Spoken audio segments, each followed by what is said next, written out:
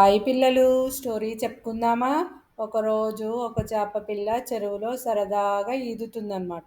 అప్పుడే వచ్చి వాలింది ఒక పిచ్చుక. నువ్వు భలే ఎగురుతున్నావే, నాకు నీలాగా ఎగరాలని ఉంది అంది చేప పిల్ల.